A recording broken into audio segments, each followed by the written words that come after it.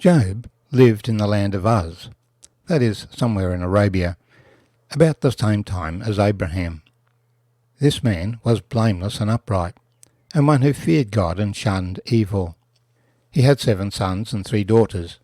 His possessions were 7,000 sheep, 3,000 camels, 500 yoke of oxen, 500 female donkeys, and a very large household, so that this man was the greatest of all the people of the East. And his sons would go and feast in their houses, each at his appointed day, and would send and invite their 3 sisters to eat and drink with them. And so it was, when the days of feasting had run their course, that Job would send and sanctify them. And he would rise early in the morning and offer burnt offerings according to the number of them all. For Job said, "It may be that my sons have sinned, and cursed God in their hearts." Thus Job did regularly. Now there was a day when the sons of God came to present themselves before the Lord, and Satan also came among them. And the Lord said to Satan, "From where do you come?" So Satan answered the Lord and said, "From going to and fro on the earth, and from walking back and forth on it." Then the Lord said to Satan, "Have you considered my servant Job, that there is none like him on the earth, a blameless and upright man, one who fears God and shuns evil?" So Satan answered the Lord and said, "Does Job fear God for nothing? Have you not made a hedge around him, around his household, and around all that he has on every side? You have blessed the work of his hands, and his possessions have increased in the land. But now stretch out your hand and touch all that he has, and he will surely curse you to your face." And the Lord said to Satan, "Behold, all that he has is in your power. Only do not lay a hand on his person." So Satan went out from the presence of the Lord. Now there was a day when his sons and daughters were eating and drinking in their oldest brother's house. And a messenger came to Job and said, "The oxen were ploughing and the donkeys feeding beside them, when the Sabaeans raided them and took them away. Indeed, they have killed the servants with the edge of the sword, and I alone have escaped to tell you." While he was still speaking, another also came and said, "The fire of God fell from heaven and burned up the sheep and the servants and consumed them. I alone have escaped to tell you." While he was still speaking, another came and said, "The Chaldeans formed 3 bands, raided the camels and took them away. Yes, and killed the servants with the edge of the sword. I alone have escaped to tell you." While he was still speaking, another also came and said, "Your sons and daughters were eating and drinking wine in their oldest brother's house. And suddenly a great wind came from across the wilderness and struck the 4 corners of the house, and it fell on the young people, and they are dead. And I alone have escaped to tell you." Then Job arose, tore his robe, and shaved his head, and fell to the ground, and worshipped, and said, "Naked I came from my mother's womb, and naked shall I return. The Lord gave, and the Lord has taken away. Blessed be the name of the Lord."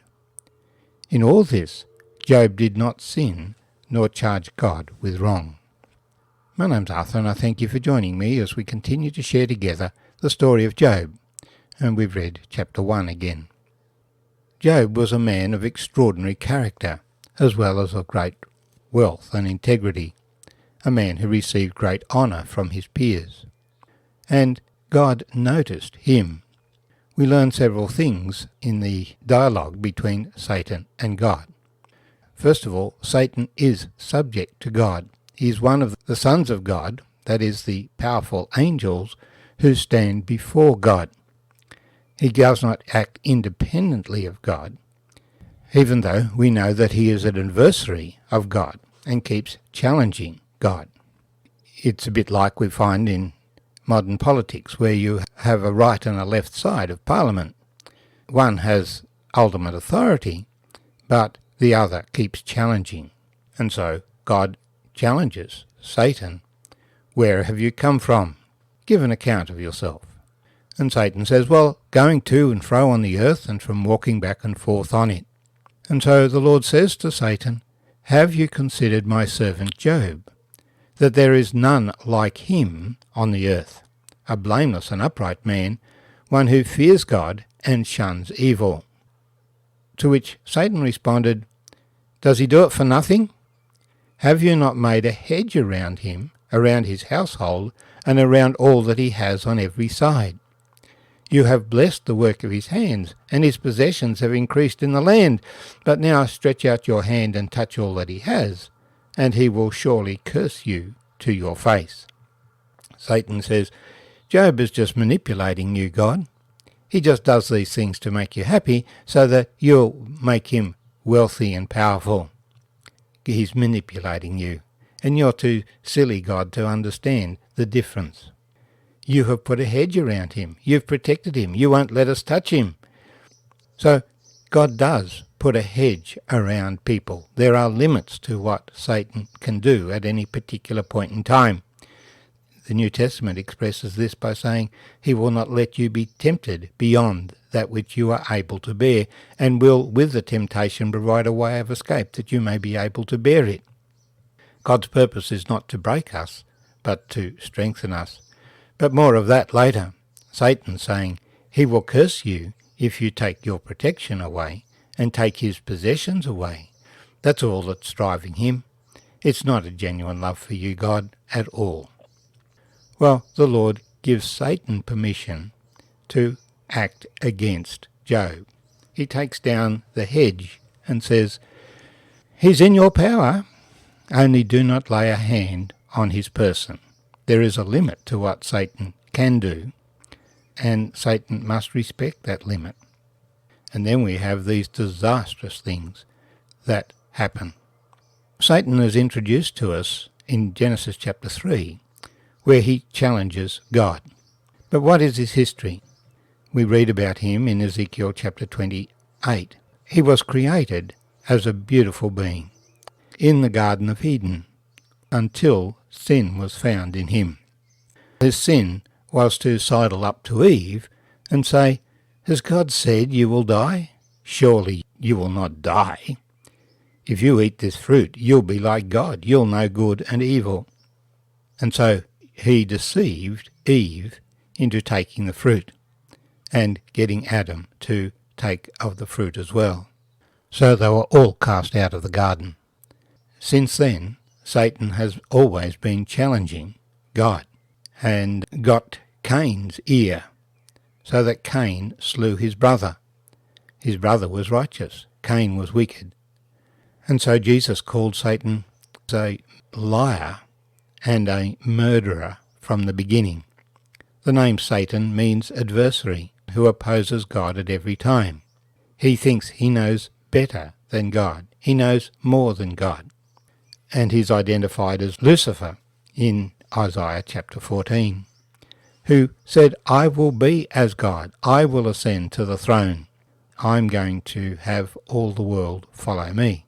He even made that claim before Jesus, in the temptation of Jesus in the wilderness, saying, "If you'll worship me, I'll give you all the kingdoms of the earth, because they are mine."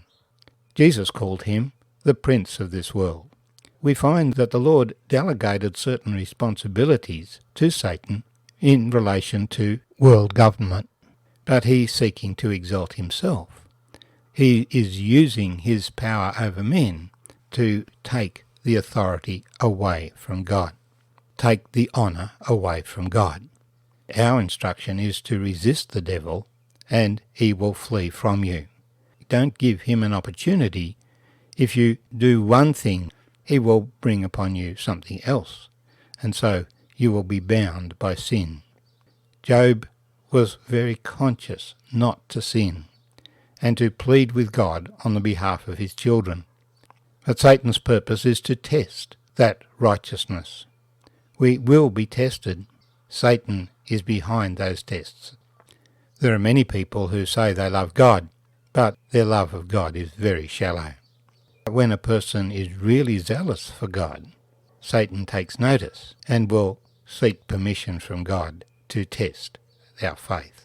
Well, the Lord gives Satan that permission because the Lord knows the future. The Lord knows that Job will ultimately be better off for all of this, and that despite all the things that happen, everything will work out for good for those who love God, who are the called according to his purpose.